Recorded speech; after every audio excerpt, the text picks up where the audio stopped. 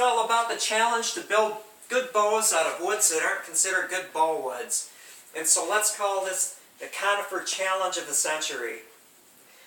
It's true, it's absolutely true that I produced a bow out of balsam fir for my video series, How to Make Your First Bow, but I used fir, and I used this design just to kind of demonstrate better with a clean stave, because I made the switcheroo from a character stave to this, just so you could see, you know, the fine points of tailoring. This is just an example bow. It's not intended to be like a super bow.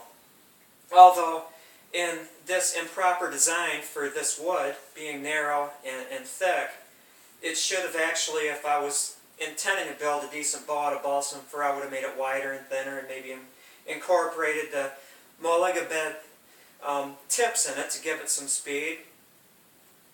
Don't consider this like a great bow.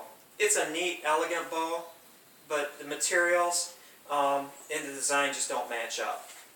But from this, you know, there's YouTube comments, and luckily on my videos, they're all, for the most part, very positive and enjoyable, because I like talking to other bow makers and interested parties throughout the world. But the idea came upon us to offer this challenge to the bow makers out there, and please share this so it gets spread amongst people that like to build bows or want to get into making bows or are just interested. The challenge is to make usable bows out of non-bow woods, typically conifers, although say aspens and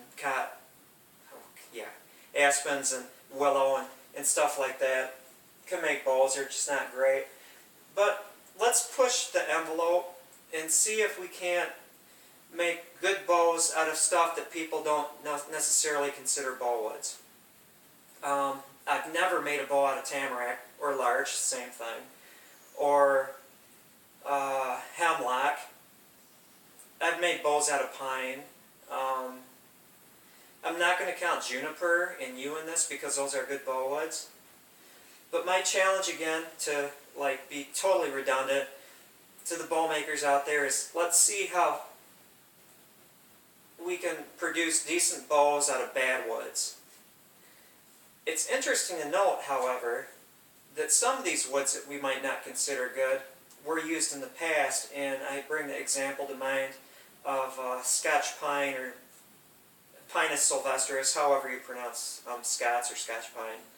That back in the Ice Age, when there weren't flowering plants, you know, which included the oaks and the elms and the ashes and stuff, the bows were made out of the heartwood of Scotch pine.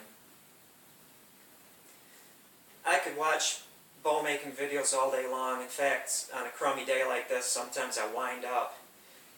But I think that it might increase our knowledge and our techniques if we're wringing the best possible performance out of lesser materials.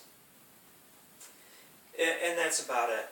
You know, so grab your tools, go shopping around in the woods or shopping around in general for spruce, pines, firs, hemlock, tamarack, all these other considered to be oddball woods for bows. And let's see what kind of bows we can make using our knowledge of design and materials. I think it's possible, and I also think it would be interesting. I'd love to be able to go to YouTube and find the fir challenge or the softwood challenge series of bows that get produced from this. So, onward and upward. Have a great day, and I wish you the best of luck in the softwood bow challenge of the century. Thank you very much.